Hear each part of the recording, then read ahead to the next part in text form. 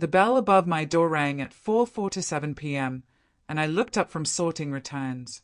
A boy stood in the doorway, maybe 14, 15 at most. His jacket hung off his shoulders like it belonged to someone twice his size. Water dripped from his hair onto the wooden floor, forming a small puddle at his feet. "We're closing soon," I said, glancing at the clock. He didn't move, just stood there, shaking. Not from cold, something else. "Can I help you?" "I need a job." His voice cracked on the word job. I set down the stack of paperbacks. "Honey, you're what, 15? I can't." 14. "But I'm a hard worker. I'll do anything. Shelving, cleaning, whatever." He took a step forward, and I saw the bruise on his cheek, purple and fresh. My chest tightened. I'd seen that look before.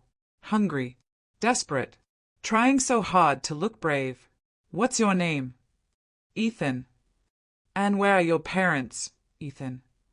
He looked down at the puddle forming around his sneakers. "My mom. She's not around anymore." I felt my throat close up. There was something in his voice. Something familiar. "What's her name?" "Your mom." He lifted his eyes to meet mine. "Hannah. Hannah Ramirez." The book slipped from my hands. It hit the floor with a sound like thunder. Hannah. My daughter's name. My daughter who disappeared 6 years ago. My daughter who I'd been searching for in every stranger's face, every shadow, every late-night phone call that ended in silence. That's impossible. The boy, Ethan, flinched at my reaction. "I'm sorry, I didn't mean to." "How old are you?" My voice came out sharp, too sharp. 14. I'll be 15 in March. I did the math in my head, counted backward. The numbers lined up exactly with when Hannah left. When she walked out of this shop and never came back. "Where's she?" The words tumbled out. "Where's Hannah?" His face crumpled. "She died 2 months ago." The world tilted. I grabbed the counter to steady myself. My vision went spotty at the edges. No, that can't be right. "I'm sorry." He was backing toward the door now, sensing he'd made a terrible mistake. "I shouldn't have come here. I just thought, she used to talk about this place. About you. I thought maybe." "Wait." I forced the word out. "Don't go." He froze, one hand on the door handle. "Tell me everything," I whispered. "Please." Because 16 years ago, I thought I knew my daughter. I thought I understood every corner of her heart, every dream she carried, every fear she hid. I was wrong. And this boy, this impossible boy with my daughter's last name in her dark eyes, was about to prove just how wrong I'd been. I met Miguel when I was 19, working the register at a grocery store in downtown Cedarwood. He came in every Tuesday for coffee and milk, always at 6 a.m. before his construction shift. By the 3rd week, he started adding a small bouquet of flowers to his basket. "These for your girlfriend?" I'd asked. He smiled. "Not yet." We were married 8 months later. Hannah came 2 years after that, arriving 3 weeks early on a September morning when the leaves were just starting to turn. Miguel cried when he held her, said she had my stubbornness already, the way she gripped his finger and wouldn't let go. The bookstore was his idea. "You've always got your nose in a book, Jules. Why not get paid for it?" We used our savings, took out a small loan, and opened Ramirez Books and Sundries on a quiet street corner. The first year, we barely broke even. Miguel worked construction during the day, helped me paint shelves at night. Hannah slept in a bassinet behind the counter, and customers would peek in to see her, cooing over her thick black hair. Those were good years, simple ones. Miguel died when Hannah was 12. Heart attack at the job site. No warning, no time to say goodbye. One morning he kissed my forehead and told me he'd pick up dinner. By noon, I was at the hospital, and by 2, I was a widow. Hannah took it hard. She stopped talking for 3 weeks. Just sat in her room, drawing elaborate blueprints of buildings and machines, filling notebook after notebook with sketches and calculations. When she finally spoke again, her voice had changed. Harder, more focused. I'm going to make something of myself, Mom. I'm going to make Dad proud. She threw herself into school like it was a competition. Straight A's, science fairs, coding clubs. By high school, she was building apps and pitching business ideas to anyone who'd listen. Her teachers called her driven. I called her obsessed. The fight started during her junior year. You don't understand, Mom. This isn't about the money. It's about building something real. Hannah, you're 17. You should be enjoying. Enjoying what? This? She gestured around the bookstore, at the dusty shelves and flickering lights. Working 60 hours a week for pennies? That's Dad's dream, not mine. The words cut deeper than she knew, but I held my tongue. Let her rage. Told myself it was just teenage rebellion, that she'd grow out of it. She got into Northwestern on a merit scholarship. Full ride. I cried when the acceptance letter came. Tears of relief and pride and fear all mixed together. My baby was leaving. My baby was going to do extraordinary things. I'll make you proud, Mom, she said the day I dropped her off at the dorms. You'll see.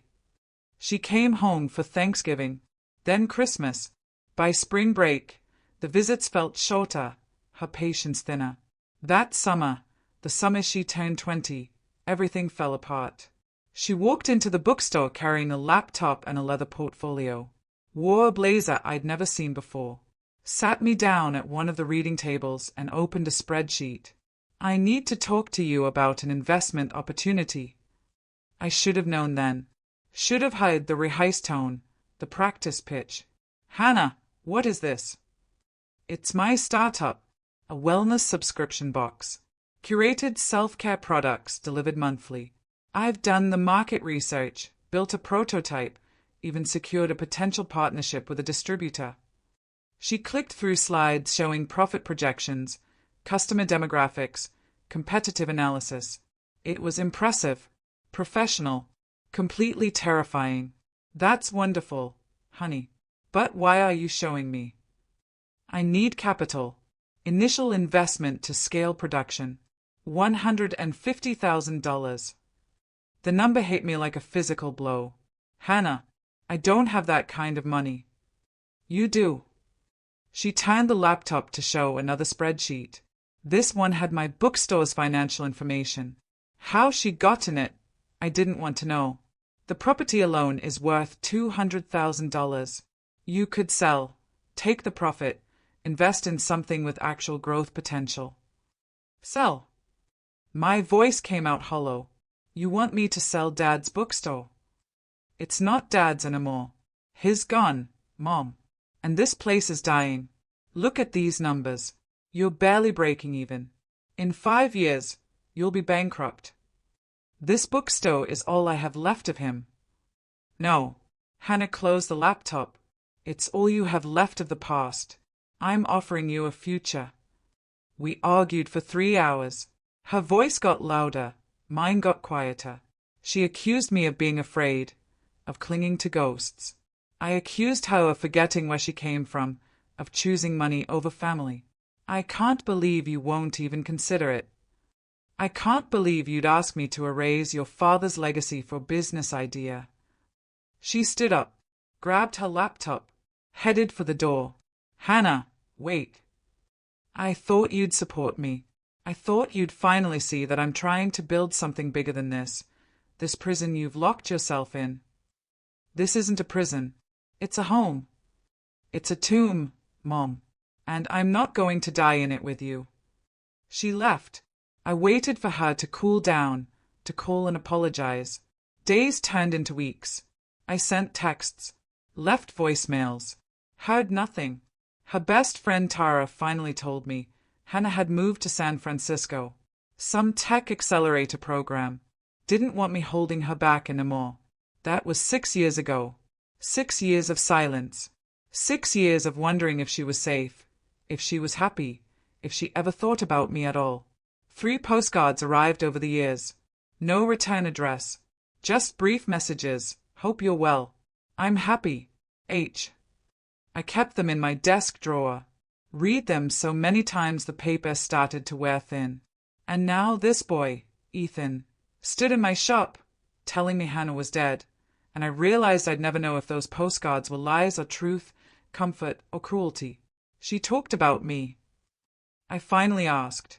Ethan nodded slowly. All the time.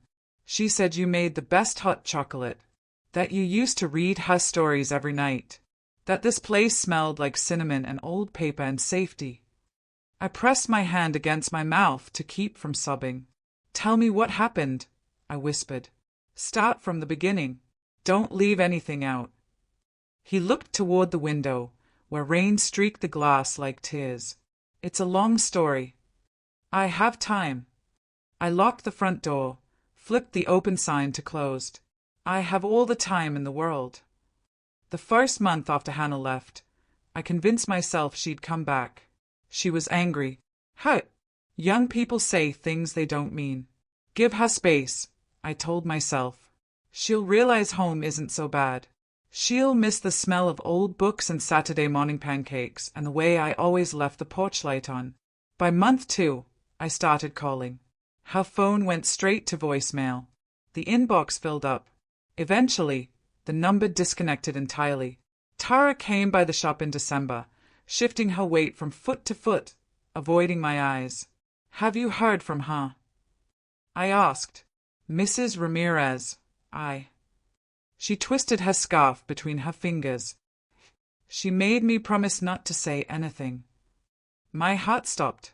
She's alive. She's in San Francisco. Some startup accelerator thing. She's really focused on making it work. Does she ask about me? Tara's silence answered everything. I went to the police, filed a missing person report even though Hannah was an adult, even though technically she'd left on her own. The officer took my information with kind eyes and tired patience. If she's contacted a friend, she's not missing. She's just not contacting you. The words landed like stones in my chest. I hired a private investigator. Used money I didn't have. He found an address in the Mission District, some shared apartment with 3 roommates. By the time I scraped together enough for a bus ticket to California, she'd moved. The investigator said she was working for a tech company, living somewhere in Oakland now. Did I want him to keep looking? I said yes. Then no. Then I just stopped answering his calls. Because what would I do if I found her? Show up on her doorstep like some desperate ghost from a past she was trying to forget? Force my way into a life she'd deliberately built without me? The shop became my entire world. I opened at 8, closed at 6, 7 days a week. Took 1 day off for Miguel's birthday each year. Spent it at his grave telling him about Hannah. Telling him I'd failed. Customers asked about her sometimes. How's your daughter? Still at Northwestern. She's busy, I'd say. Doing well. I kept her photo at the register. High school graduation. Cap and gown. That fierce smile that meant she was about to conquer something. People probably thought I was just a proud mom, displaying my successful kid. They didn't see me staring at it during slow afternoons, searching for clues I'd missed.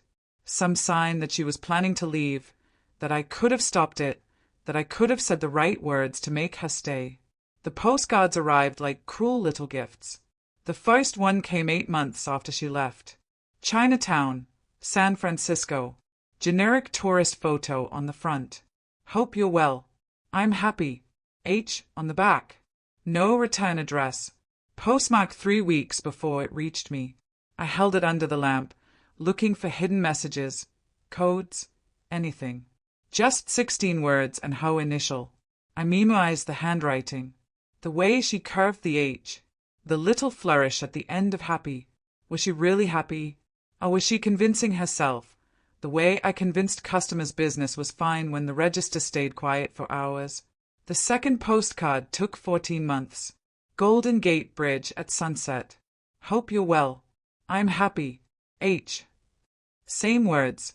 Same careful distance. The third came 2 years later.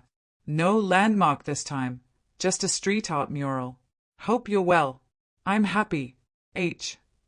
I stopped hoping for a fourth. The shelter volunteer coordinator approached me on a Tuesday morning. The church was organizing a community outreach program. Would I be interested in helping? We needed people who could read to kids, tutor teenagers, save meals. I almost said no. I was barely holding myself together. How could I help anyone else? But Tuesday nights, the shop closed early anyway, and my apartment felt too empty, too full of memories.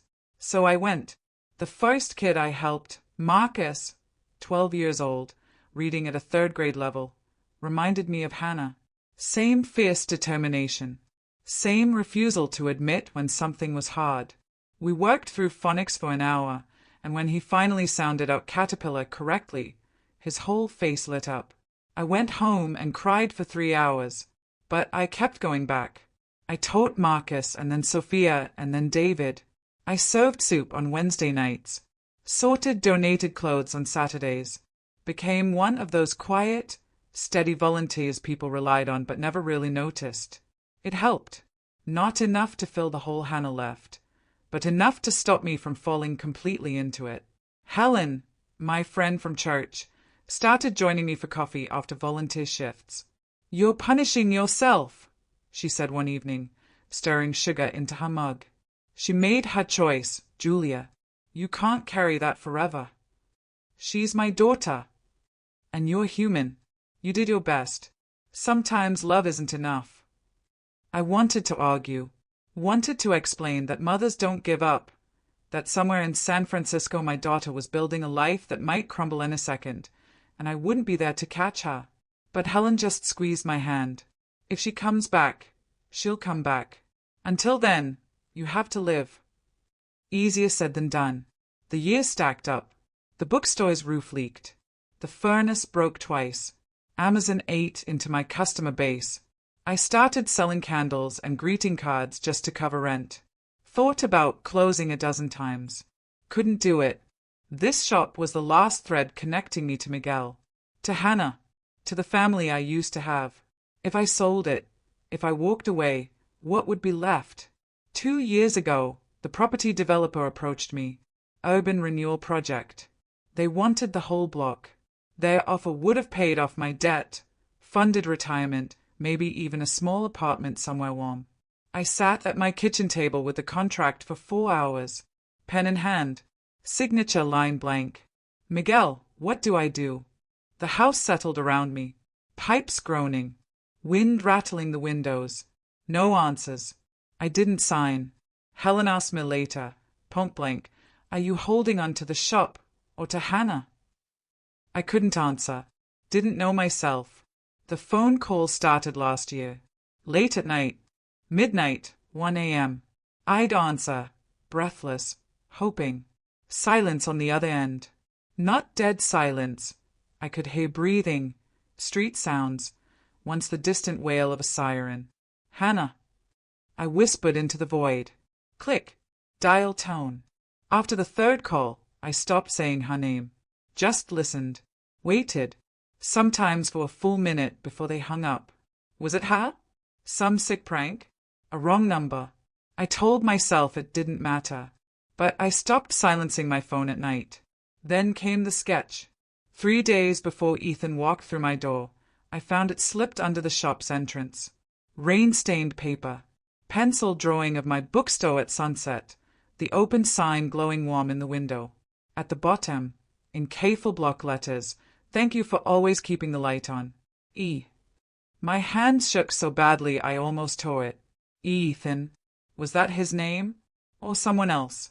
I pinned it above my register. Stared at it between customers. That night, I walked through the shop touching things Hannah used to touch.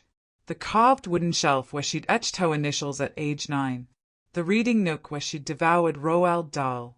The back room where she'd built her first website using our ancient desktop computer.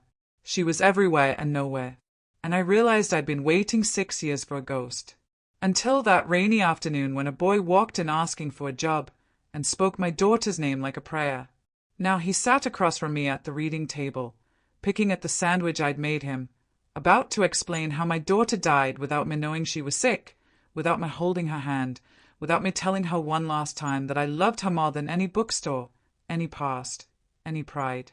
Start from the beginning, I said again. Ethan took a deep breath. Mom met my dad at a coffee shop in Oakland. Ethan talked for 2 hours straight. His father, Marcus Chen, had been a software engineer. Sweet guy, according to Ethan. Patient. Taught him to code when he was 7. They'd lived in a small apartment in Oakland until Marcus got diagnosed with stage 4 pancreatic cancer. Dead within 6 months. Hannah tried to hold things together. Worked 3 jobs while caring for Ethan, who was 9 at the time. But Marcus's medical bills buried them. They lost the apartment. Moved to cheaper places. Then cheaper. Then shelters. She never stopped trying, Ethan said, staring at his half-eaten sandwich. Even when we were sleeping in the car, she'd be on her laptop, applying for jobs, pitching business ideas. She said we'd make it. We just needed one break. My chest ached with every word. She got sick last year. Started coughing all the time. Lost weight. Wouldn't see a doctor because we didn't have insurance. What was it? My voice cracked. Pneumonia. Turned into something worse. By the time we got her to a free clinic, her lungs were... He stopped. Swallowed hard. They said if she'd come in earlier, maybe. But she waited too long. She died in a county hospital. Alone, because Ethan had been at school. No funeral. No service. The state handled the burial. I'm sorry. The words felt pathetically small. I'm so sorry I wasn't there. She didn't want you to know. Ethan looked up, and I saw tears tracking down his face. She made me promise. Said you deserved better than watching her fail. She didn't fail. The force in my voice surprised us both. She survived. She raised you. That's not failure. She used to say that too. On good days. He wiped his eyes with his sleeve. She kept your postcards. 3 of them. Carried them everywhere. What postcards? The ones you sent. I saw them once when I was helping her pack. She caught me looking and said they were from someone she used to know. Someone she hoped. My mind spun. I never sent her postcards. She sent them to me. Ethan frowned. No. She showed me once. They all said the same thing. I'm here when you're ready. I forgive you, Mom. 3 of them, same handwriting. The room tilted. I never sent those. Never wrote those words. Never. Ethan. My mouth felt dry. I need to show you something. I led him to the back office, pulled out my desk drawer, removed the small wooden box where I kept everything of Hannah's I couldn't bear to part with. The 3 postcards lay on top. These are what she sent me. He picked one up. Read it. His face went pale. This is her handwriting. I know. But she had postcards from you. I saw them. We stayed at each other, both trying to make sense of it. Maybe. Ethan's voice was barely a whisper. Maybe she wrote them herself. Pretended they were from you, so she could feel less alone. The thought broke something inside me. My daughter, living on the streets, sick and struggling, writing herself letters from the mother she refused to contact, creating comfort from nothing, forgiving herself with my imagined words. I hired Ethan the next morning, told him he could start immediately. Minimum wage, flexible hours, free meals from the deli next door. He could use the back room to study. I'd help him get his GED if he wanted. He looked at me like I'd handed him the world. Why are you doing this? Because you, Hannah's son. Because I failed her, but maybe I won't fail you. Because you have high eyes and her stubborn jaw and the same way of pushing hair out of your face when you're thinking hard. Because you need help, I said instead. And I need someone to organize the mess in the back room. It was easier than I expected, having him around. He showed up every day at 3:30, after his classes at the community center's GED program. Spent 3 hours shelving books, sweeping floors, helping customers. Worked with quiet efficiency, like he'd been raised to make himself useful without being asked. Sometimes I'd catch him reading the book spines as he worked, his lips moving slightly, sounding out unfamiliar words. Hannah used to do that.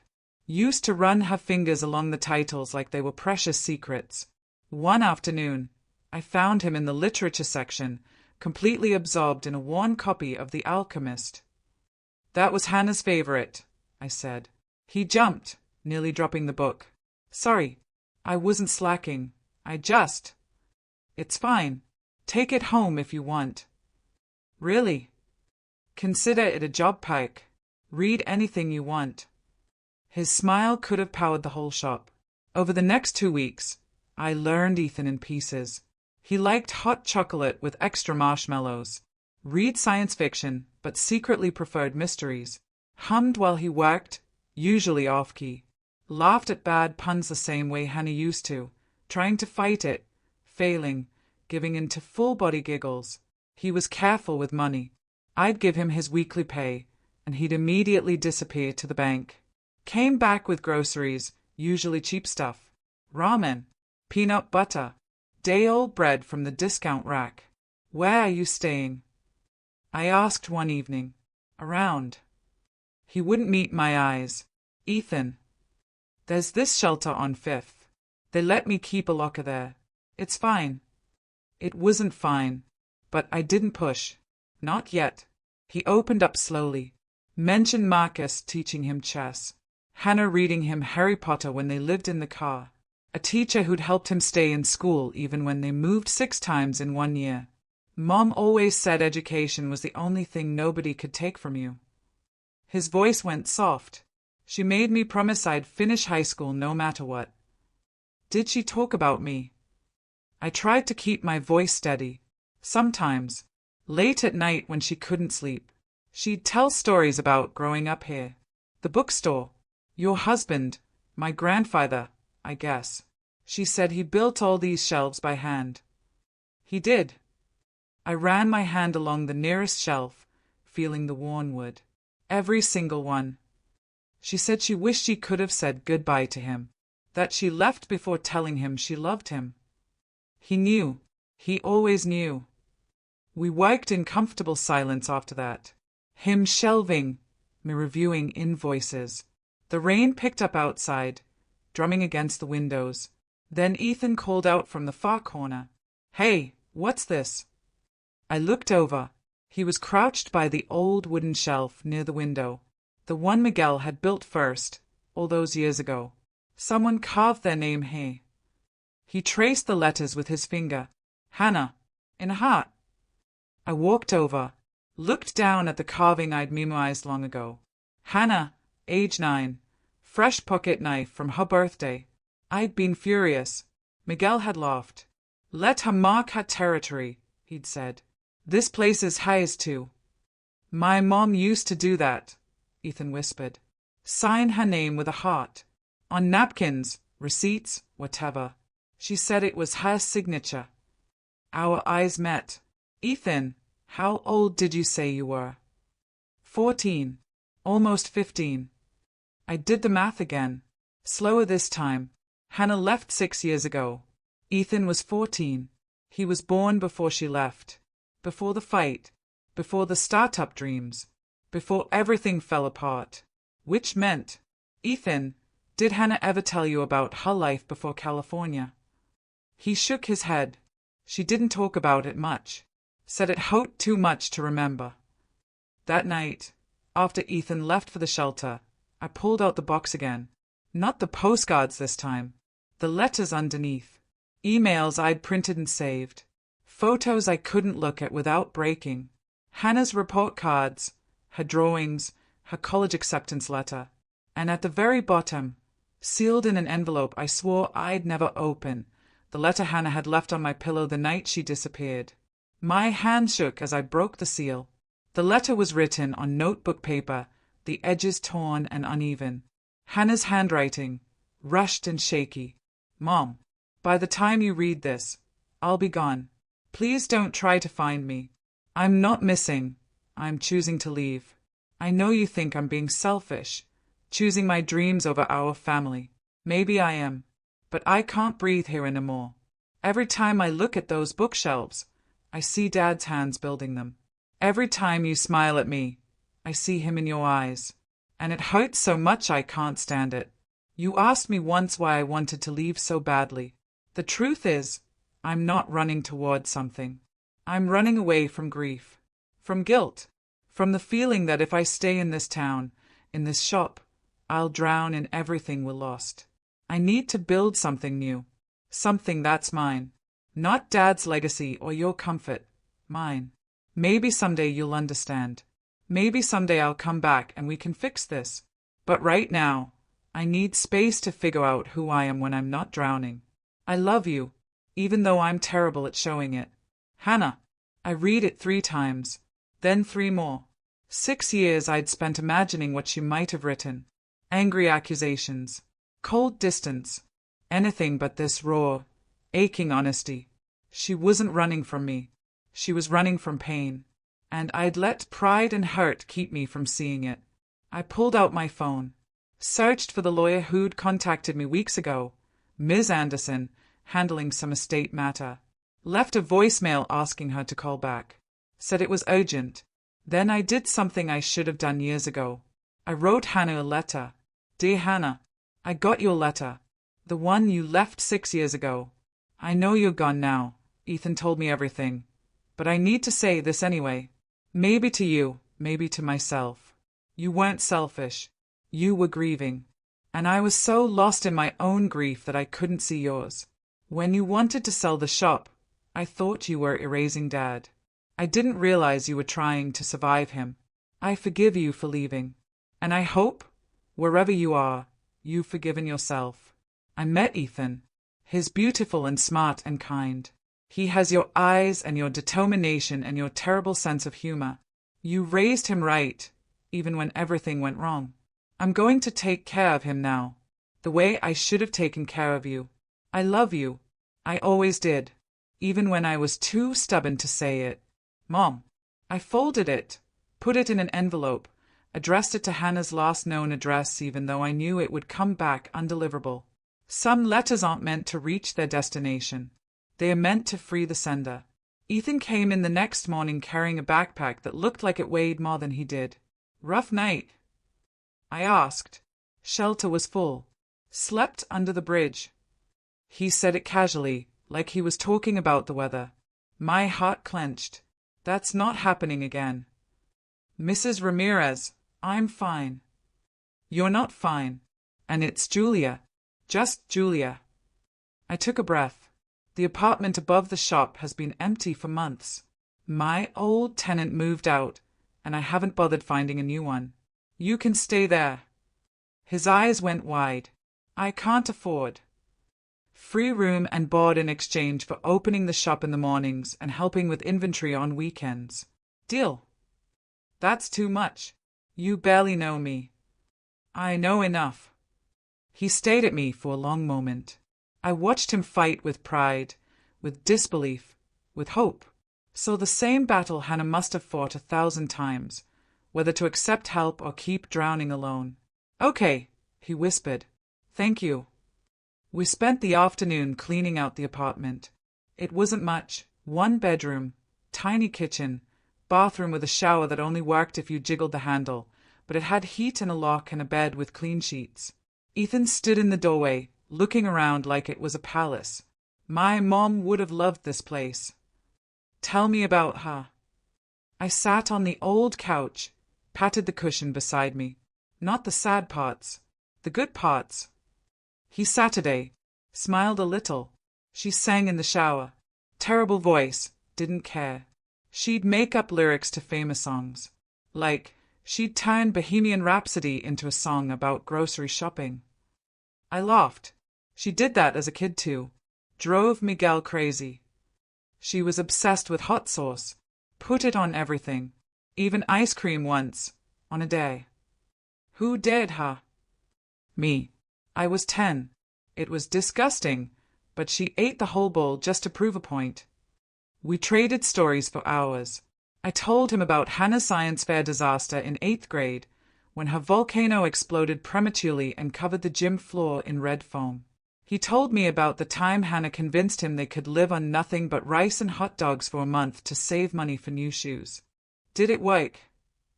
Lasted 3 weeks. Then she found a $20 bill in an old jacket and we had pizza. Best pizza of my life. The way he talked about her, with love and frustration and fierce loyalty, made her real again. Not the daughter who'd left me. Not the ghost I'd been chasing. Just Hannah. Flawed and stubborn and doing her best with impossible odds. Over the next week, routines formed. Ethan would wake at 6, come downstairs, help me open the shop. We'd work side by side shelving returns, updating inventory, occasionally helping the morning regulars who came in for coffee and newspapers. He studied during slow periods. Math worksheets, history textbooks, practice essays for his GED. I'd help when he got stuck, surprised by how much I remembered from helping Hannah with homework. Sometimes he'd ask questions about her childhood. What was she like in high school? Intense.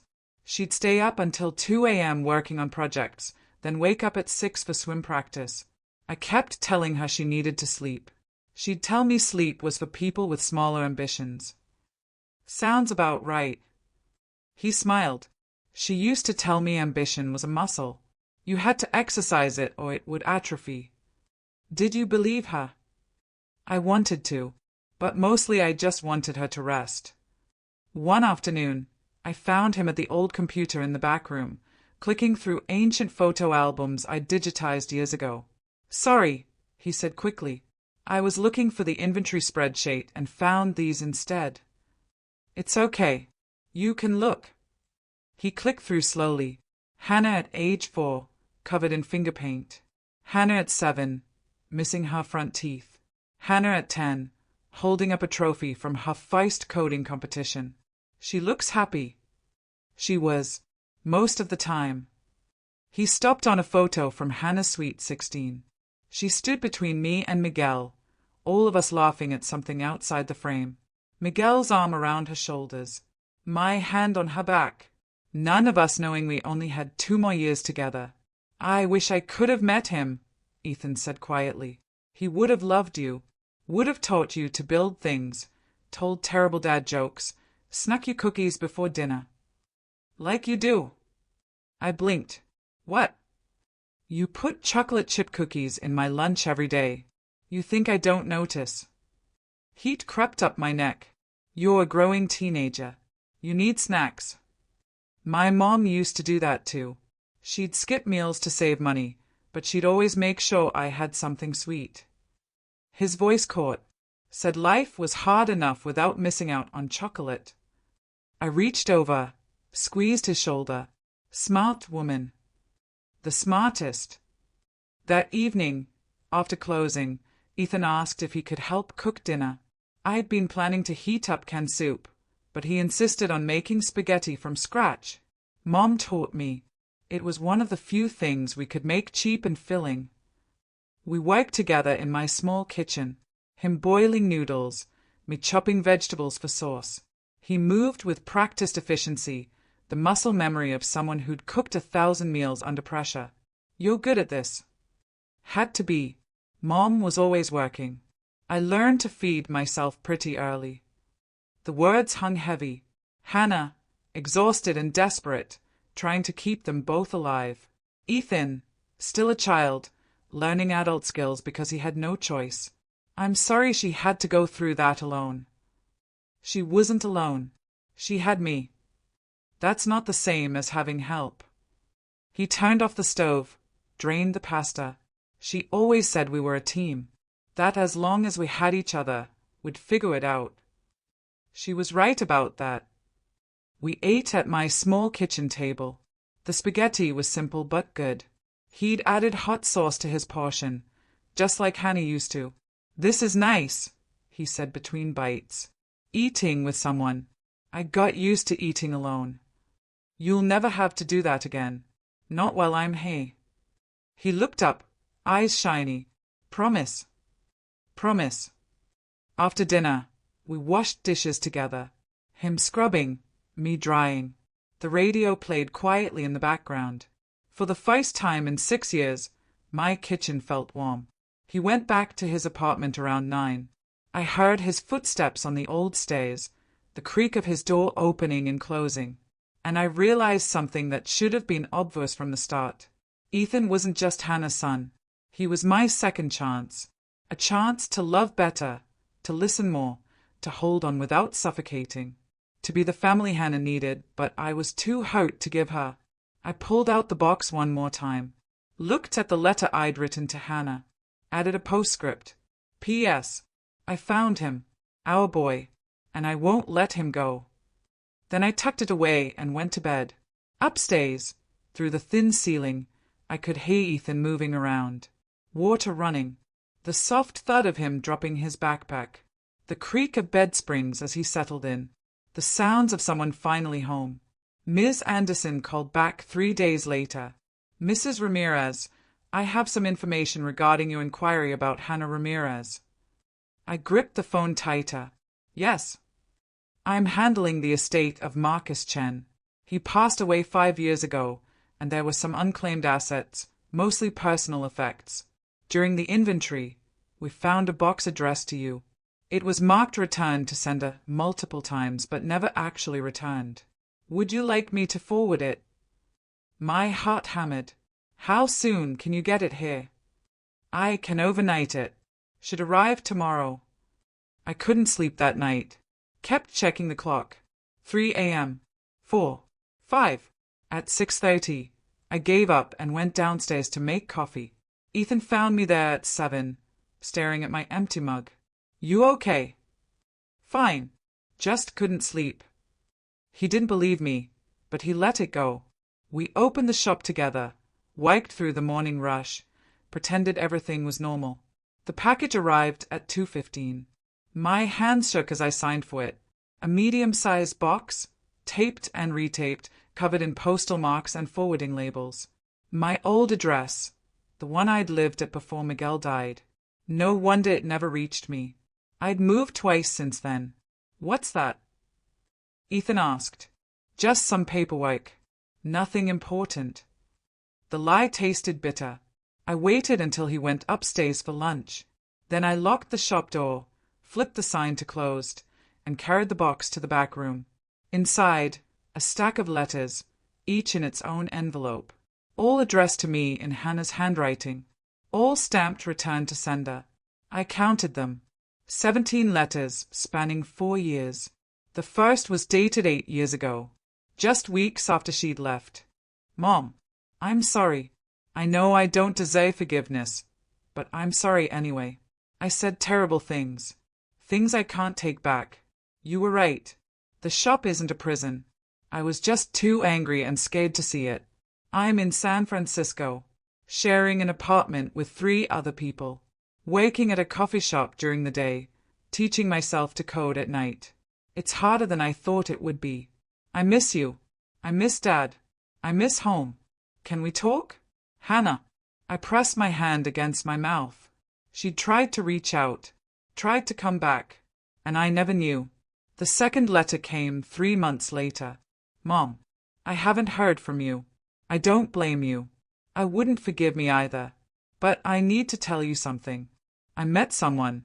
His name is Marcus. He's a programmer, really sweet, patient with my questions. We've been seeing each other for a few weeks. He reminds me of Dad sometimes. The way he listens. The way he notices small things. I wish you could meet him. Hannah. The third letter arrived 6 months after that. Mom, I'm pregnant. I know. Trust me, I know. I'm 21, broke, living paycheck to paycheck. This is the worst possible timing. Marcus wants to keep the baby. Says we'll figure it out together. But I'm terrified. What if I'm a terrible mother? What if I mess this kid up the way I messed up our relationship? I keep thinking about all the things you used to tell me. How being a parent means loving someone more than you love yourself. How it's the hardest and most important thing you'll ever do. I didn't understand then. I think I'm starting to now. Please write back. I need you. Hannah. Tears blurred my vision. I wiped them away, kept reading. The letters chronicled everything. How pregnancy, difficult and exhausting. Marcus proposing in the hospital room where she labored for 18 hours. Ethan's birth, 7 pounds, 3 ounces, full head of dark hair, Miguel's eyes. Mom. I named him Ethan. It means strong or enduring. I wanted him to have a name that meant survival. His perfect. Tiny and loud and completely terrifying. I have no idea what I'm doing. Yesterday I cried because I couldn't get him to stop crying. Then I cried harder because I realized I was exactly like you, exhausted and overwhelmed but so full of love it hurts. I understand now why you held on to the shop, why you couldn't let go. Some things aren't about money or logic. They are about love that won't fit inside practical boxes. I'm sorry I didn't see it before. Come meet your grandson. Please, Hannah. But I never got that letter. Never knew she wanted me there. Never knew she'd forgiven me before I'd forgiven her. The later letters grew darker. Marcus getting sick. Medical bills piling up. Hannah working multiple jobs, barely sleeping. The desperation seeping through every word. Mom. Marcus died yesterday. I don't know how to do this alone. Ethan asks about his dad every day. I lie and say he's on a trip. How do you tell a 9-year-old that his father is never coming home? I'm drowning. We lost the apartment. Been staying with friends. But that won't last. I've applied for every job, every program, every scrap of help I can find. I wanted to prove I could make it on my own. That I didn't need anyone. Turns out I was wrong about that too.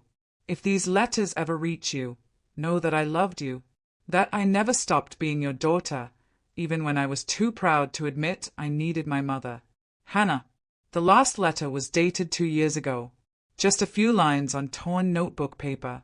Mom. Ethan and I are okay. Barely, but okay. We're surviving.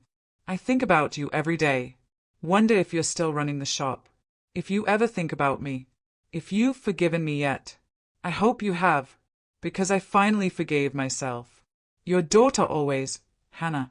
I sat on the floor, surrounded by years of words I should have read. Years of chances I never had.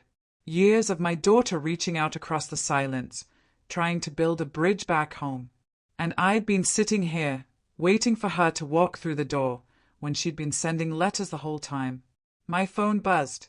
A text from the lawyer. Found one more item in the box. Photo. Sending now. The image loaded slowly. Hannah and Ethan, maybe 3 years ago.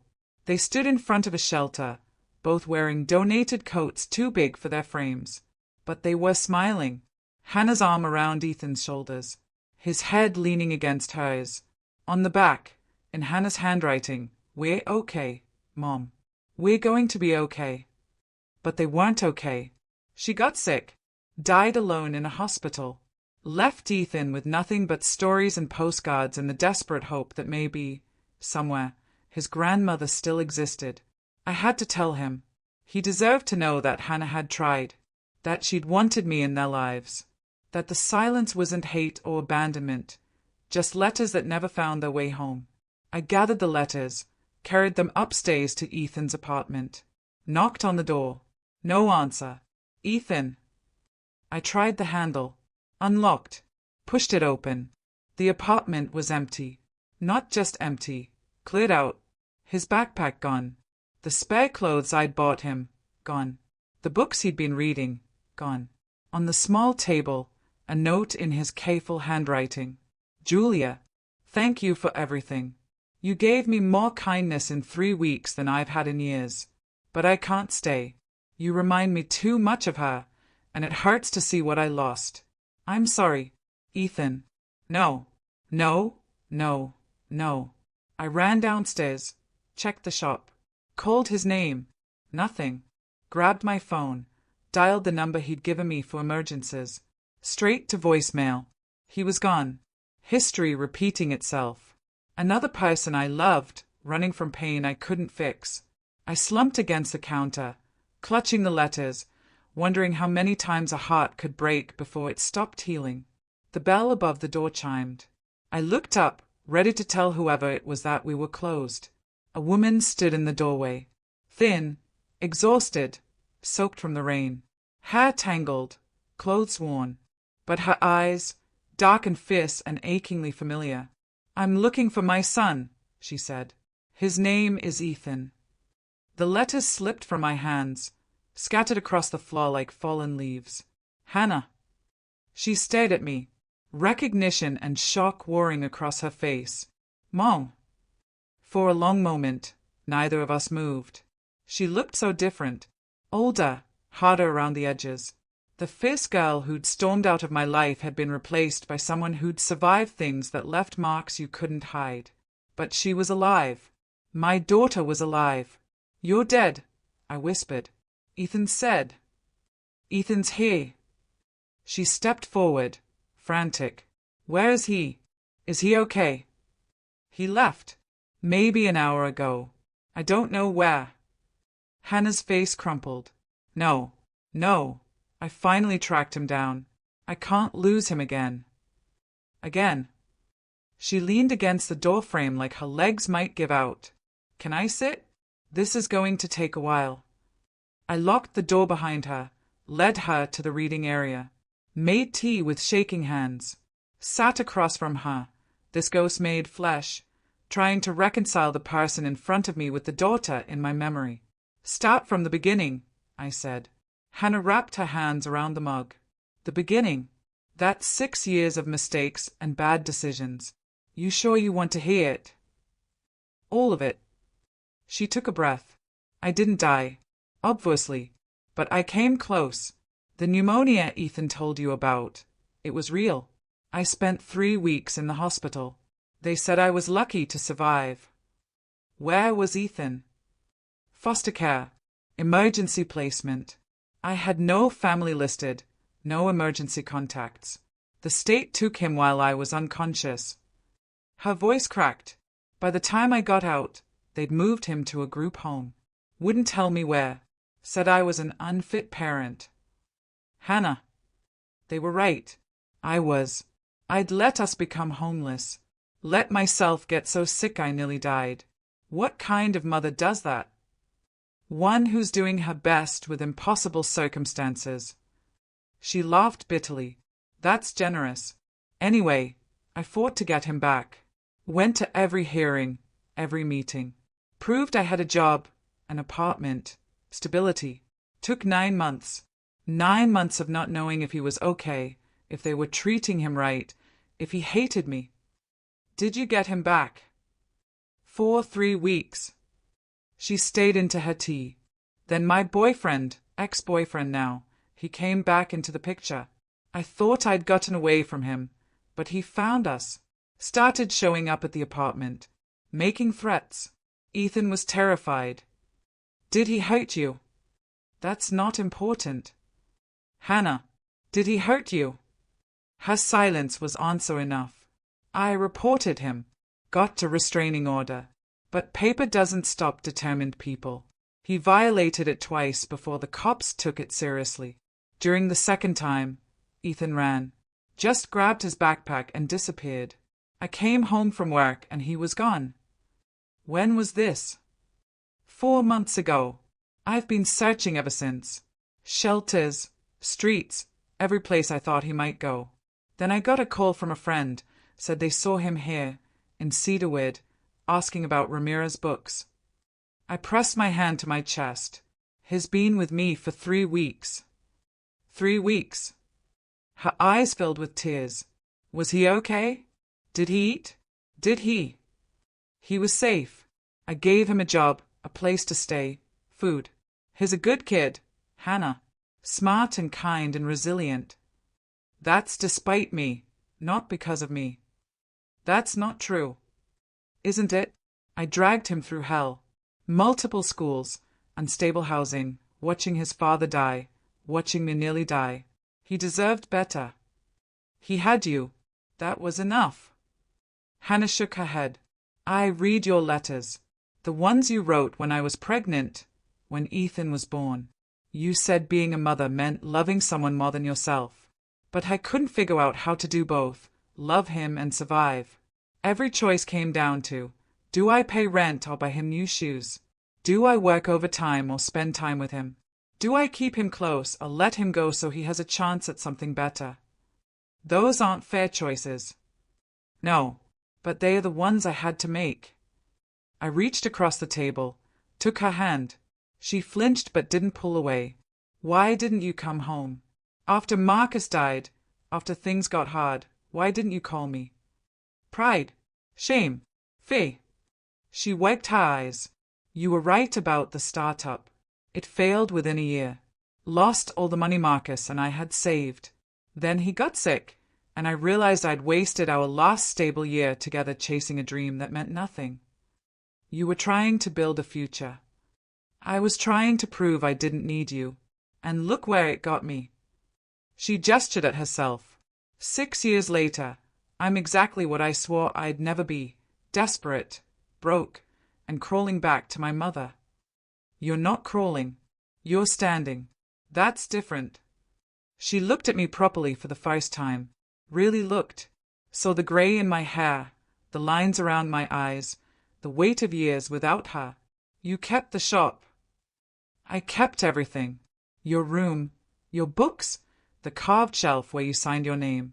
I kept it all in case you came back. I'm sorry I didn't come back sooner. I'm sorry I made you feel like you couldn't. We sat in heavy silence. Years of hurt and misunderstanding piled between us like debris from a storm. There's something else, Hannah said quietly. Something I need to tell you. What? She pulled an envelope from her jacket, worn and water-stained. Remember when you asked me to sell the shop? Use the money for my startup. Hannah, we don't need to. Yes, we do. She slid the envelope across the table. I never wanted your money. I wanted your permission. Your blessing to leave without feeling like I was abandoning Dad's memory. I don't understand. The startup was never about money. It was about building something separate from the grief. Something that was mine, not his ghost. She swallowed hard, but I approached it all wrong. Made it seem like I didn't value what you and Dad built. Like I was ashamed of where I came from. Were you? No. I was terrified of staying, of becoming so comfortable in the past that I forgot to build a future. She opened the envelope, pulled out a folded document. This is the deed to a property in Oakland. Small commercial space. I bought it 3 years ago, right before everything fell apart. Was going to turn it into a bookstore, like ours, but different. A place where Ethan and I could start over. I stayed at the paper. You were going to open a bookstore. Yeah, turns out I'm more like you than I wanted to admit. She smiled sadly. Never got the chance to do anything with it. Lost everything else trying to keep Ethan fed and safe. But somehow, I held on to this. My plan B. My way home. Hannah, I'm giving it to you, or to Ethan, or to whoever can make better use of it than I did. I don't want your property. I want you. She shook her head. You say that now. But once you hate everything, the restraining order, the evictions, the times I made choices that put Ethan at risk, you'll understand why I stayed away. Try me. She took a shaky breath. The boyfriend I mentioned, his name was Ryan. Met him at my lowest point, right after Marcus died. He seemed stable, supportive, helped with bills, played with Ethan. I thought I'd finally caught a break. What happened? He had a temper. Started small, yelling, throwing things, then pushing, then worse. She pulled her sleeve up, showed me a scar running along her forearm. This was from when I tried to leave the first time. He said if I took Ethan, he'd find us. Said he'd make sure I never saw my son again. My hands clenched into fists. Please tell me he's in jail. Eventually. But it took 2 years and 3 violations before they locked him up. During that time, I moved us 6 times. Changed Ethan's school 4 times. Taught him to lie about our address, our names, our whole lives. You were protecting him. I was destroying him. He stopped trusting people, stopped making friends, started having nightmares, all because I brought that monster into our lives. You didn't know. I should have seen the signs, should have chosen better. Her voice broke, and then I got sick, and they took him, and I thought maybe it was better that way. Maybe he'd be safer without me. Hannah, look at me. She did, tears streaming down her face. You survived. Both of you. That's not nothing. It's not enough. It's everything. The bell above the door rattled. Someone trying to get in despite the closed sign. We both turned. Ethan stood outside, soaked and shaking, staring through the glass at his mother. I unlocked the door. Ethan didn't move. Just stood there, rain dripping off his jacket, eyes fixed on Hannah. You're alive, he whispered. Hannah stood slowly. I'm alive. You were in the hospital. They said you were dying. They took me away and wouldn't let me see you and… His voice cracked. I thought you were dead. I know. I'm so sorry, baby. I tried to find you. Tried everything. 4 months. It's been 4 months. Anger bled into his voice. I was alone, sleeping in shelters, dodging social services, thinking you were dead or didn't want me anymore. I always wanted you, every single day. Then where were you? Hannah's face crumpled, looking in the wrong places, filing missing person reports, checking every shelter in Oakland, San Francisco, Sacramento. I never thought you'd come here. Never thought you'd look for her. Ethan glanced at me. I found your name in Mum's things. Old letters. Photos. I thought maybe. I don't know what I thought. That you'd have answers. That you'd know where she was. I didn't know anything, I said quietly. But I'm glad you came. Hannah took a tentative step forward. Can I hug you? Or are you too angry? Ethan's jaw worked. Fighting emotion, fighting exhaustion, fighting the fear that if he let himself hope, it would get ripped away again. I'm really angry, he said. I know. And scared. Me too. And I don't know if I can forgive you for bringing Ryan into our lives. Hannah flinched but held his gaze. I don't know if I can forgive myself either. They stood 3 feet apart, mother and son, separated by months of trauma and fear and survival. Then Ethan broke. He crossed the space, crashed into her arms, and sobbed. Deep, wrenching sounds that shook his whole body. Hannah held him, one hand in his hair, the other pressed against his back, whispering apologies and promises and love. I turned away to give them privacy, wiped my own tears, busied myself making more tea. When I turned back, they were sitting together on the floor, backs against the bookshelf where Hannah had carved her name all those years ago. I missed you so much, Ethan said. I missed you more. Not possible. Want to bet? They smiled at each other. Fragile, tentative things, but real. Hannah looked up at me. Thank you for taking care of him. He took care of himself. I just gave him a safe place to land. That's more than I gave him lately. Stop. Ethan's voice was firm. Stop blaming yourself. You did everything you could. It wasn't enough. It kept us alive. That's enough. Hannah pulled him closer. They sat in silence, just breathing together, finding their rhythm again. Finally, I sat down across from them. What happens now? Hannah shook her head. I don't know. I don't have a plan. Don't have money or place to stay or anything except this. She gestured between herself and Ethan. Us. That's more than you think. Is it? Because from where I'm sitting, I failed at pretty much everything. You raised a remarkable kid. That's not failure. Ethan nodded. She's right. You're a good mom, even when everything sucked. Language, Hannah said automatically, then laughed. God, listen to me. Still trying to parent like I have any authority left. You're my mom. You'll always have authority. Even after everything. Especially after everything. I watched them, this small broken family trying to glue itself back together, and made a decision. The apartment above the shop has 2 bedrooms. They both looked at me. I've been using one for storage, but it wouldn't take much to clear it out. Make it livable. Hannah shook her head. We can't. You can. You'll work in the shop, both of you. Help with inventory, customers, whatever needs doing. In exchange, you get housing and meals. It's not charity. It's family. Mom. And stop calling me Mrs. Ramirez, I said to Ethan. You're my grandson. That makes me either Julia or Grandma. Your choice. His eyes went wide. You knew. I figured it out. Did the math, read your mother's letters. Took me longer than it should have, but I got there. Hannah stayed at me. You read the letters. All 17. Plus the one you left when you ran away 6 years ago.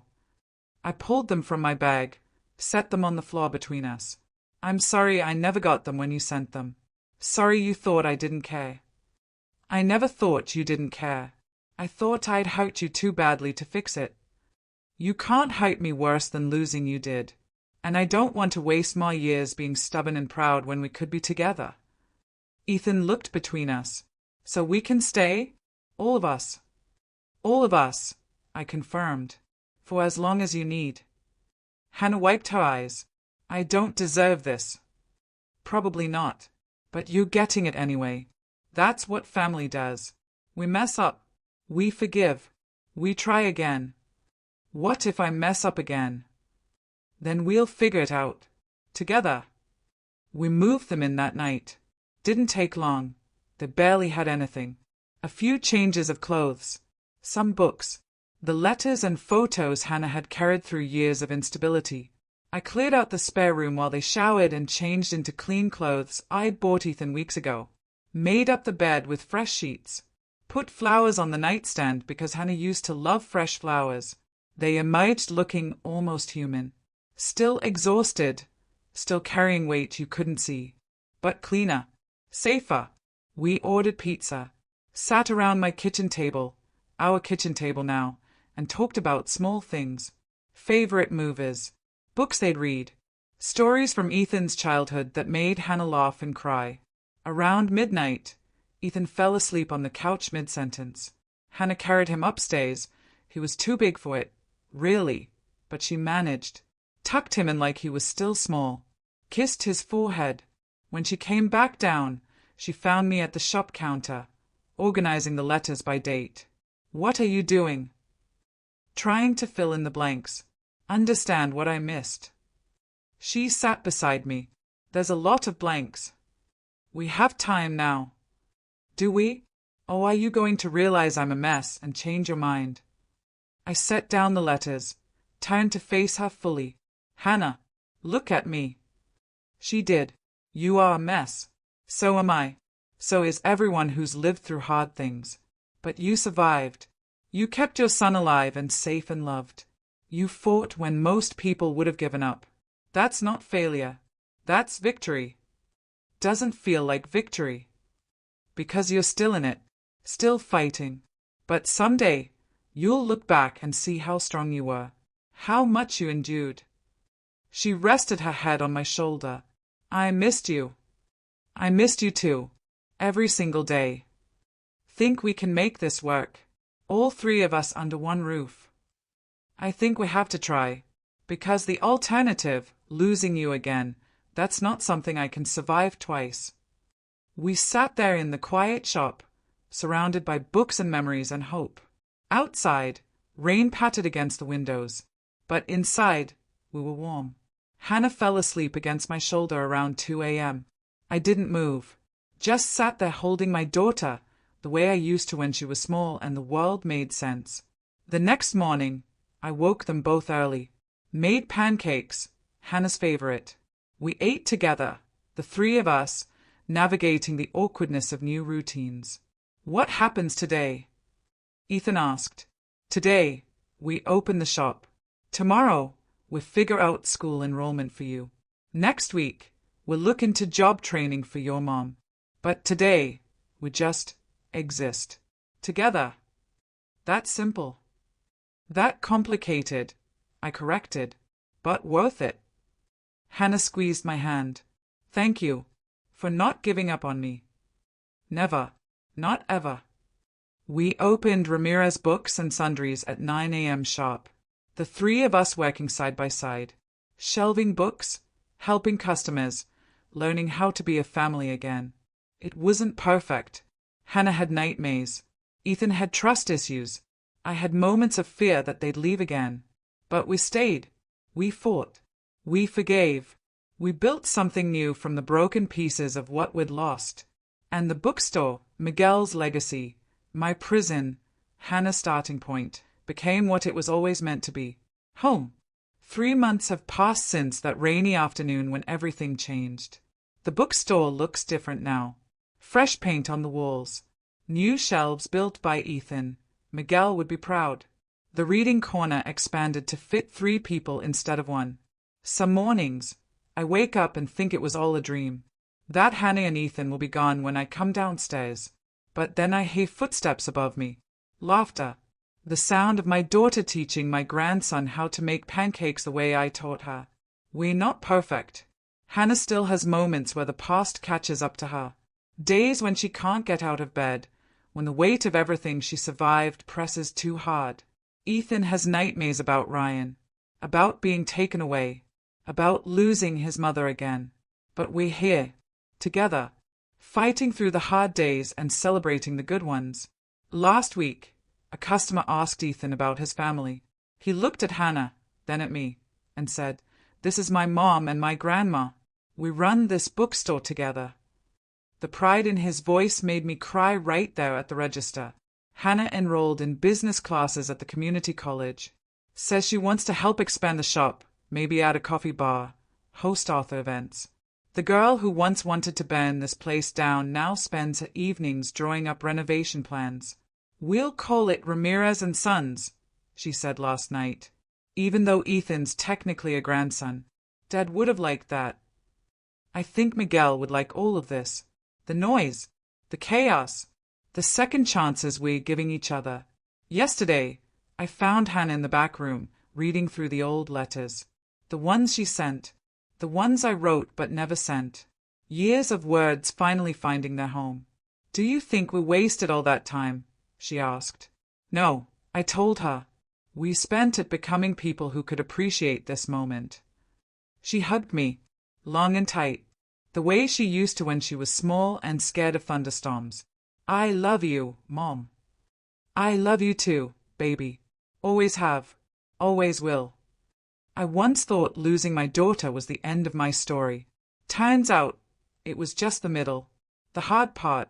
The chapter that had to happen so we could get here, to this moment, where 3 generations stand in a bookstore built on love and loss and hope that refuse to die.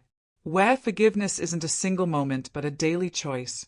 Where family isn't just blood, it's the people who show up when everything falls apart and help you build something new from the pieces. The bookstore isn't just Miguel's legacy anymore. It's ours, all of ours. And every morning when I unlock that door, turn on those lights, and wait for my daughter and grandson to come downstairs, I thank whatever force in the universe brought them back to me. Because some stories don't end. They just find new ways to begin. Would you forgive after 16 years of silence? Drop your answer in the comments. Tell me your story. Have you ever lost someone and found them again? Do you believe in second chances? And if this story moved you, hit that like button. Share it with someone who needs to hear that it's never too late to come home. Subscribe so you never miss the next chapter, because Hannah's past holds one more secret. One that will test everything this family has rebuilt.